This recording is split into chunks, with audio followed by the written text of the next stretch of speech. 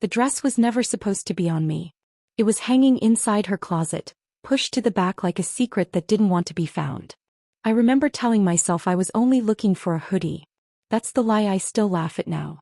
Because the moment my fingers brushed that fabric, soft, cool, almost alive, something inside me jolted awake.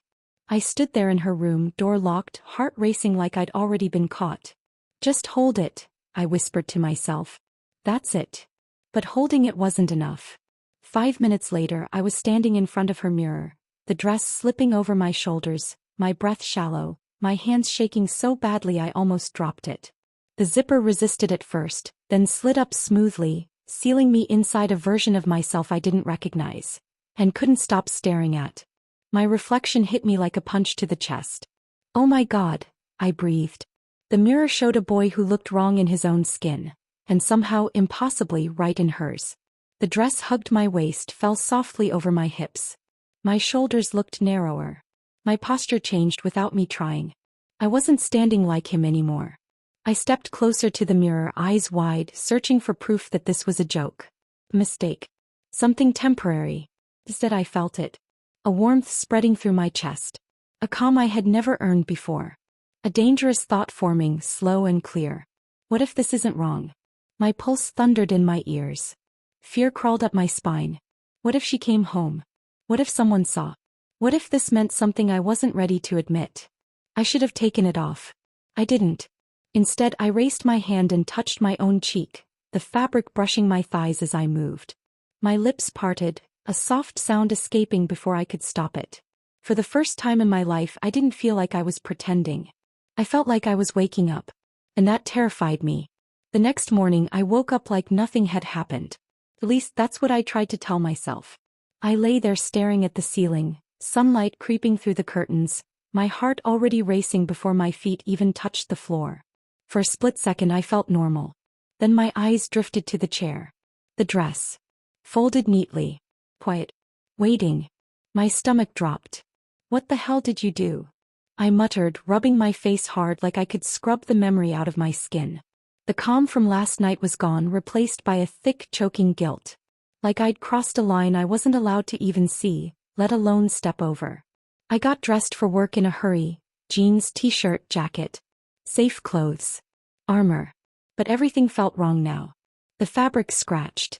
The fit felt aggressive, boxy, like it was forcing my body into a shape it didn't want to hold anymore. In the bathroom mirror, I leaned closer, searching my face for evidence. Did I look different? Did everyone else know? I splashed water on my face and straightened up. Same jaw. Same stubble. Same guy everyone expected. But behind my eyes, something had shifted. At work, the world felt louder. Brighter. Too sharp. Morning, someone said as I passed. Yeah. Morning, I replied, my voice deeper than it had been the night before. I hated how forced it sounded.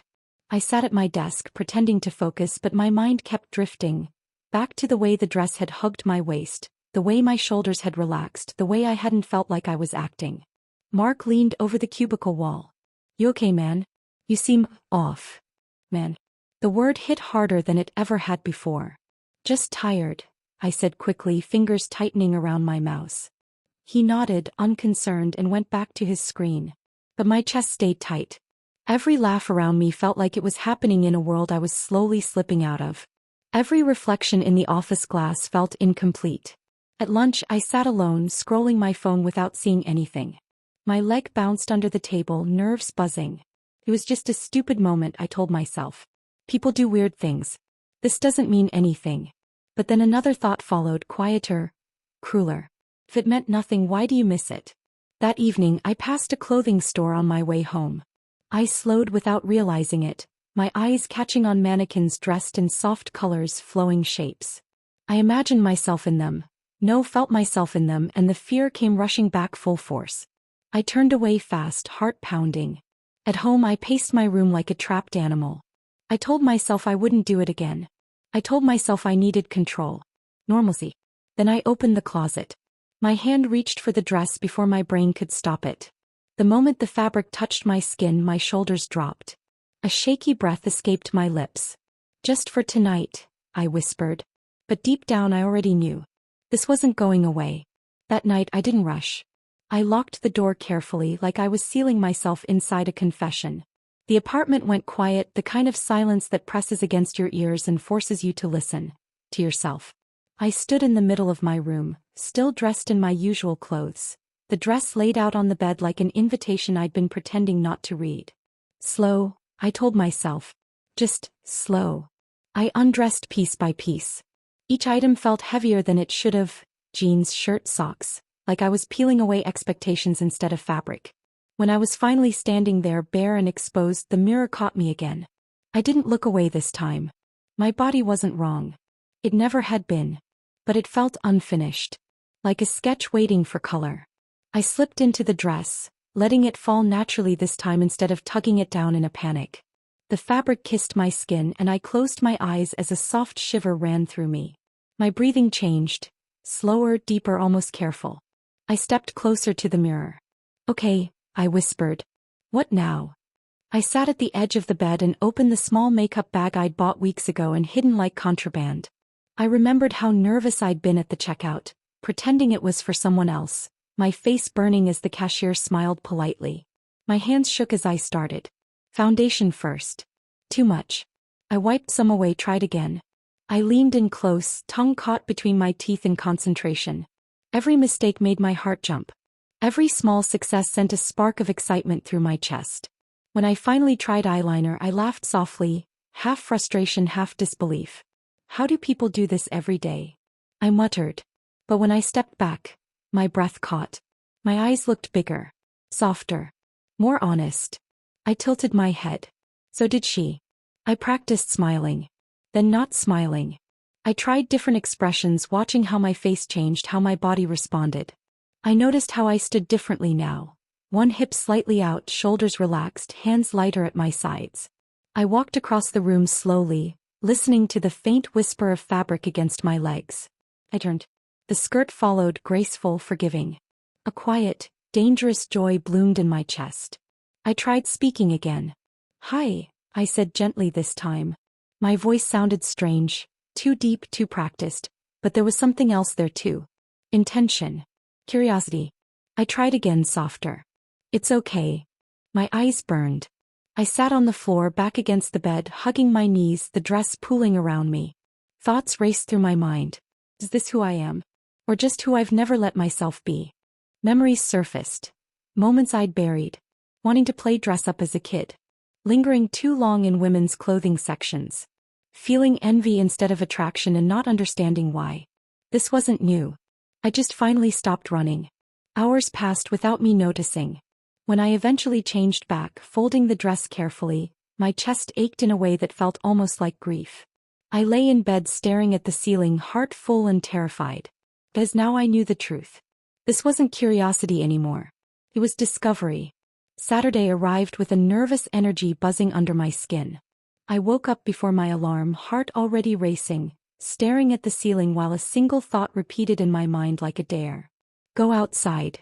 I lay there arguing with myself for almost an hour. It's dangerous. People will stare. You're not ready. But another voice, stronger now, steadier, answered back. You weren't ready the first night either. And look what that gave you. By late morning, I stood in front of the mirror again, fully dressed. Not the same outfit as before. Something new. A simple top, dark leggings, a cardigan that softened my shoulders. My makeup was lighter today, more natural, my hands steadier as I applied it. I didn't look perfect. But I looked intentional. I picked up my keys, then set them down. Picked them up again. My reflection watched me, eyes wide but determined. Just a walk, I whispered. 10 minutes. The hallway felt longer than ever. Each step echoed, every sound sharp. When the elevator doors opened, I almost turned back. My finger hovered over the button, my chest tight. The doors closed. Too late. In the elevator mirror, I caught a glimpse of myself and barely recognized the person staring back. Not because she looked different, but because she looked brave. The street greeted me with sunlight and movement. Cars passed. People talked. Life went on. No alarms. No pointing. I walked slowly at first, hyper-aware of my body. The way my hips moved. The way my hands rested naturally at my sides. I expected whispers. Laughter. Judgment. Instead there was nothing. A man passed me without a second glance. A couple brushed by mid-conversation. A woman walking her dog smiled briefly, politely. That small smile felt like a victory. I went farther than I planned. Past the corner. Past the cafe I'd avoided all week. My heart thudded when I pushed the door open, the bell chiming overhead. "Hi," the barista said. "What can I get you?" My throat tightened. "Tea," I replied, voice shaking just slightly. "Please." She didn't react. Didn't pause. Just nodded and rang it up. I took my cup and sat by the window, hands wrapped around the warmth, my eyes stinging. Not from fear. From relief. I existed here. I watched my reflection in the glass, layered over the city outside. For the first time the image felt aligned. Like the inside and outside of me were finally having the same conversation. On the walk home my steps were lighter. My fear hadn't disappeared, but it had changed. It wasn't controlling me anymore. It was just there riding along. Back in my apartment I kicked off my shoes and laughed softly, a sound of disbelief and joy. "I did it," I whispered. That night as I undressed I realized something else had changed too. I wasn't in a hurry to take her off anymore. Monday didn't give me time to breathe. The moment I stepped into the office I felt it, that sharp awareness crawling under my skin. Like the walls were watching me. Like something was about to snap. I told myself I was imagining it. "Alex," my manager said, poking her head out of her office. "Can you come in for a minute?" My stomach dropped straight to my feet. Every step toward her office felt heavier than the last. I closed the door behind me, palms already damp. She didn't sit right away. She leaned against her desk, arms folded, not angry, just thoughtful. "I'm going to ask you something," she said carefully. "And you don't have to answer if you're not ready." My chest tightened. "You've changed lately," she continued. "Not your work, it's fine. But you seem distracted. And different. Different." The word echoed in my head. I opened my mouth. Closed it again. My heart hammered so hard I was sure she could hear it. My voice cracked. I swallowed. "I'm dealing with some personal stuff." She nodded slowly. "I figured. I just want to know if you need support. Or time. Or understanding." Understanding. The room felt too small. My thoughts raced. Every secret night, every walk outside, every time I'd looked in the mirror and felt more real than ever before. This was it. I could lie. Smile. Shrink back into the safe version of myself. Or, "There's something about me," I said quietly, staring at the floor. "Something I've been hiding. Even from myself." Silence stretched between us. I expected fear. Judgment. Rejection. Instead she said softly, "Okay. I'm listening." My hands shook as I clenched them together. "I don't know exactly what it means yet," I continued. "But I've been exploring my gender. And it's terrifying. And freeing. And I don't want it to affect my work. But I also can't pretend it isn't happening." I finally looked up. Her expression didn't change much. No shock. No disgust. Just humanity. "Thank you for trusting me," she said. "And for what it's worth, you're not the first person to sit in that chair and say something like that." My breath left me in a shaky exhale. Later that day Mark caught up with me near the elevators. "Hey," he said, scratching the back of his neck. "Can I ask you something kind of awkward?" My heart jumped again. "Sure." He hesitated. "If you ever want to talk, man, or, Alex, I'm here. You seem like you're carrying a lot." That was it. No accusations. No confrontation. Just an open door. That night, standing in my room dressed fully as her, I stared into the mirror and realized the truth. The biggest confrontation wasn't with them. It was with myself. And for the first time I wasn't running. That night I didn't turn off the lights. I stood in front of the mirror, fully visible, fully present, wearing a soft blouse that hugged me gently instead of demanding anything from me. My makeup was simple, just enough to highlight what had always been there. No hiding. No rushing. I looked at myself for a long time. Not searching for flaws. Not asking questions. Just saying, "I'm still you," I whispered, my voice steady now. "I'm just more honest." The words settled deep in my chest, warm and grounding. In the days that followed, something incredible happened. I stopped bracing myself. I stopped flinching every time someone looked at me a second too long. I didn't rush home anymore like I was escaping my own life. I started making choices. Small ones at first. Letting my hair grow a little longer. Wearing softer colors. Allowing my hands to move the way they wanted to. And every time I did, it felt like loosening a knot I'd been carrying for years. One evening I met a small group of people at a cafe. Friends of friends, strangers who quickly felt like mirrors. One of them smiled at me and said, "You look comfortable." I almost cried. Comfortable. Not brave. Not bold. Just at home. I began introducing myself differently, not with a new name yet but with a new confidence. I spoke slower. Laughed more freely. I didn't lower my voice to prove anything.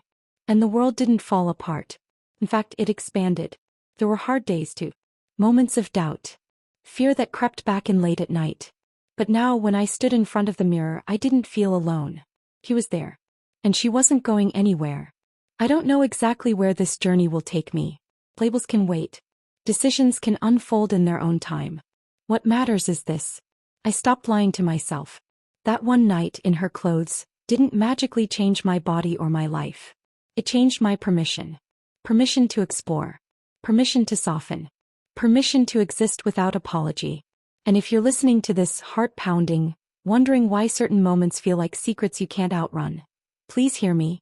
You don't have to have all the answers to take the first step. You don't have to be fearless to be honest. Sometimes all it takes is one night to finally let yourself be seen.